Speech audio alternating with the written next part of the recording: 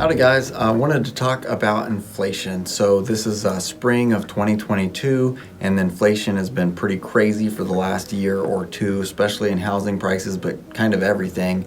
Price of fuel's been going up, price of food, price of everything has been going up in the last couple of years here. And so the government, or the Fed rather, was fairly slow to implement any sort of reaction to it for the first year or so. They called it transitory, which was kind of odd that they thought that. But whatever the case, eventually, just recently, they started upping the interest rates. So the interest rates are one factor that they can control pretty easily to help. They can control it easily, and it's one factor that'll help potentially with the inflation problem. The problem though is that it's not the only factor that goes towards inflation. It's not the main factor right now, I don't think. So I was talking earlier this year and I was wrong. I didn't think that they were going to move inflation for two reasons. One, I figured if they were going to make significant moves in inflation, if they thought that that would help, they would have started already, and they didn't. And I was thinking that earlier in the year. They did finally start it now, but I didn't think they were going to move it because not only did they miss so much opportunity to do so if they thought it was going to help. But the other reason is because I don't think that they really thought it was going to help, and we'll see if it does or how much it does help with the price of everything, with the inflation. And so I think that they were slow to implement interest rate hike to combat inflation because they didn't really think it was going to help a lot, because it's only one of the factors. A couple other major factors are the supply chain issues. So we've all heard about that, seen the boats and the pictures off of California and some of our other ports where they can't get them unloaded and transported quick enough. And those supply chain issues, China keeps shutting down whole cities.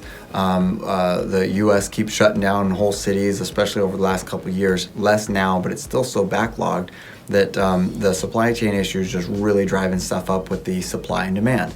People want to buy 10 products, but there's only 5 of them, and so the price keeps going up and up until that levels out more. Currently, there's still more demand than supply on so many products that inflation's going to keep going up.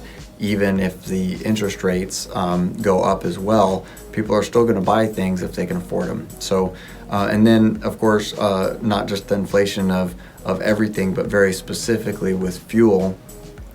When fuel is up this expensive, to transport all the other goods, it has a huge effect on everything from buildings to clothes, food. Everything gets more expensive when gas is, at these really high prices. Now, there's lots of reasons that the gas is at high prices. There's a huge war going on in Europe. There's less drilling going on here domestically than there has been. There's lots of people pointing fingers all different ways, but it doesn't matter why. The fact is, oil is very expensive and it's having an effect on pretty much everything. So between oil, supply chain issues, the interest rate is the one thing that they have some effect on. And I think that, from changing my mind from what I said earlier this year, it does look like they're going to be raising those up quite a bit. And that might have an effect on it. We'll just see how far they go with that and how it plays out. But I still recommend buying housing because there's such a shortage right now. So there's a massive shortage in housing. I'm putting my money where my mouth is and buying. I'm under contract to purchase 2 properties right now, $700,000 worth of real estate. So I'm a believer that it's still a good time to buy if it's a good buy. It's still better than paying rent. Interest rate on rent is 100%. You don't get the tax advantages. You don't get anything but a stack of receipts. So anyways, if you're looking to buy or invest or learn more about investing, would love to talk to you.